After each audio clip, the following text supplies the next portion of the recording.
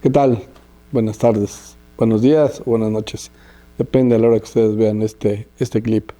Estamos aquí para grabar nuestra cápsula de medicina, que parece como más bien la cápsula de amenazas, porque siempre hablamos de enfermedades que amenazan la vida.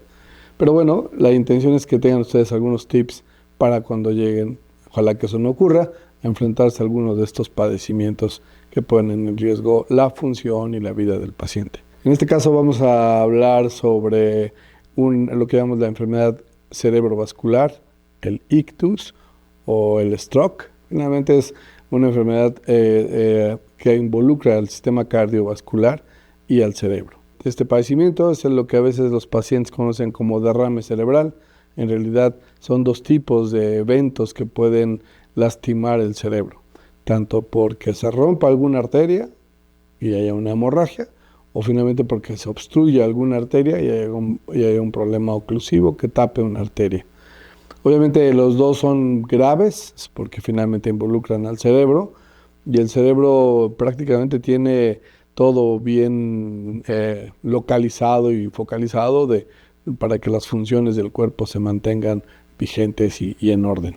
Los factores de riesgo que más se asocian a esto es el tabaquismo, es importante, la hipertensión arterial, la diabetes mellitus, el colesterol elevado o los triglicéridos elevados, la edad, ¿no?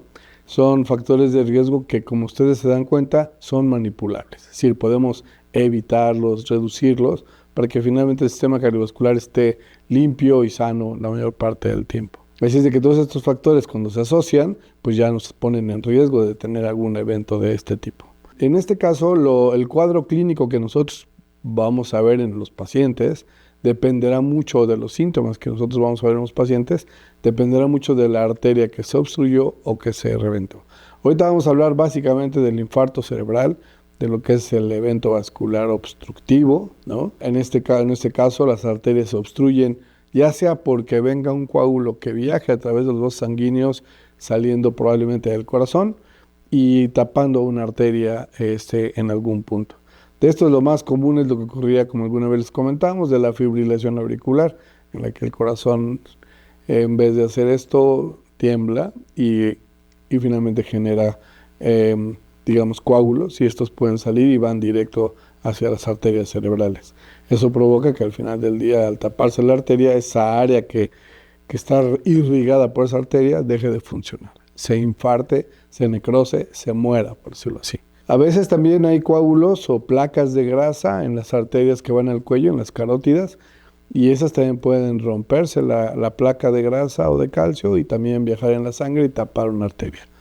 Y por último, a veces las arterias están llenas de placas de grasa y de calcio, endurecidas, y es muy fácil que se obstruya también algunas de las arterias. Son arterias realmente delgadas y que es muy fácil que se obstruyan.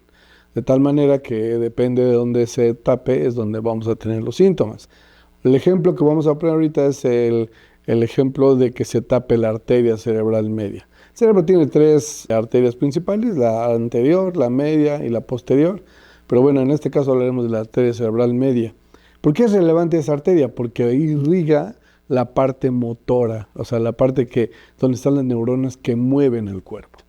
Las neuronas del lado derecho, del hemisferio cerebral derecho, sabemos que el cerebro tiene dos hemisferios. El derecho va a hacer que se mueva el lado izquierdo del cuerpo y el izquierdo hará que se mueva el lado derecho del cuerpo. La otra característica importante es que en el lado izquierdo está el centro que hace que uno pueda hablar, decir lo que piensa, entender lo que le dicen, y entonces cuando se daña ese centro no podemos hablar.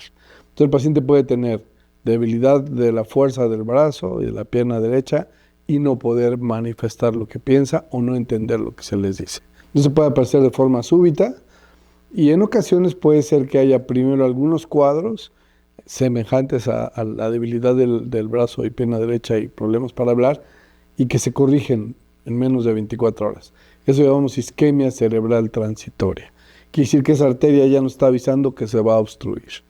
Entonces, si eso llegamos a tenerlo y se corrige, no podemos quedarnos tan tranquilos de decir, bueno, ya se quitó. No, es un anuncio de que puede llegar a taparse por completo y entonces ya dejar las secuelas que hemos visto en algunos pacientes que dejan de mover el brazo y la pierna derecha y no pueden hablar, lo que llamamos afasia mixta o motora. Hay una parte que al final de cuentas rodea al sitio donde se murieron las neuronas. Hay una parte que llamamos de sombra, una parte isquémica, si le falta un poco de circulación a una parte, y esa a veces se recupera con el tratamiento. ¿Por qué es importante que nosotros pensemos en un evento de este tipo cuando alguien en casa de repente no puede mover un brazo o una pierna, no puede hablar, o se desmaya, o convulsiona, o pierde el sentido?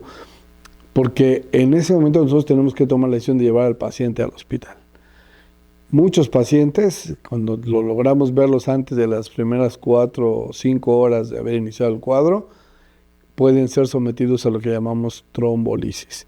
Y eso a veces limpia la arteria y evita las complicaciones. ¿Qué estudios tendríamos que hacer? Bueno, lo que se pide es que por lo menos se hagan estudios básicos: biometría hemática, química sanguínea, electrocardiograma, placa de tórax, ultrasonido cardíaco, para tratar de documentar en dónde está la obstrucción. Eso lo haremos con una tomografía computada de cráneo o una resonancia magnética, cualquiera de los dos estudios que tengamos a la mano. Es muy importante hacerlos porque tenemos que diferenciar si es obstrucción o si es hemorragia. Porque si es hemorragia y ponemos un fibrinolítico o un medicamento que rompe los coágulos, lo que vamos a hacer es que la hemorragia se convierta en una hemorragia fatal.